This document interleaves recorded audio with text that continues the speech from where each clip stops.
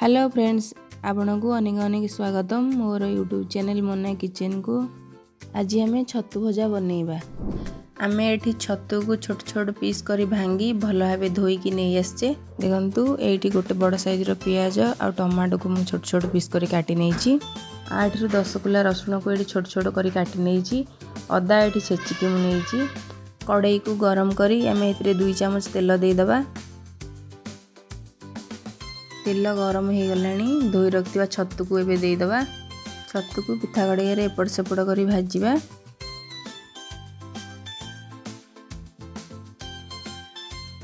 छतु हमर सिझी गलानी। एठी प्लेट को बाहर करनवा। सेही कड़ाई धोई कि मु बसै नीची। कड़ाई गरम हो गलानी। सेथिरे 2 चम्मच सोरिष तेल दे दबा। तेल गरम हो गलानी। सेथिरे 1 चम्मच जीरा दे दोची। एपट सेपट करी भाजीबा। देखंतु जीरा हमर फुटी गलानी।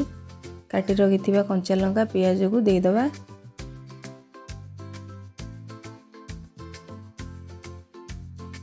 एपट सेपट करी भाजीबा।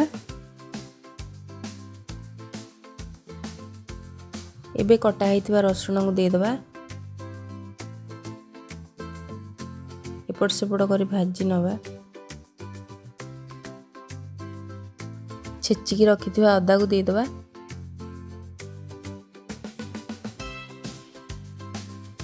एबे काटी रखिथिबा टमाटो को सेथरे दे दबा।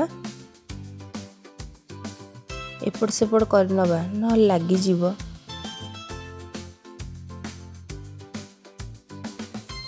एठी मु मोदी केयर प्रोडक्ट रो किचन किंग मसला सेथरे 1 चम्मच दे देछि। एबे लंका गुंड धनिया गुंड पके भाजीबा।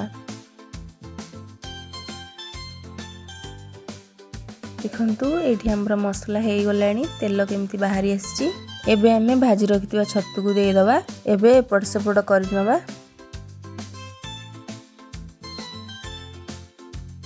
एबे ढांकुनी दे दबा।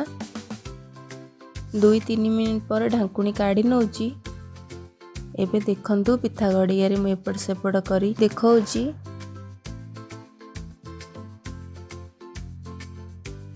एबे हमें धनिया पत्र को काटी की दे दबा।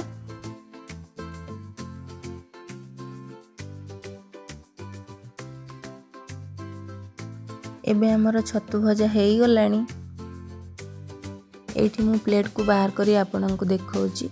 एमिति थरे छतु भाजी की खांतु आ मते कमेंट करंतु केमिति लागुची।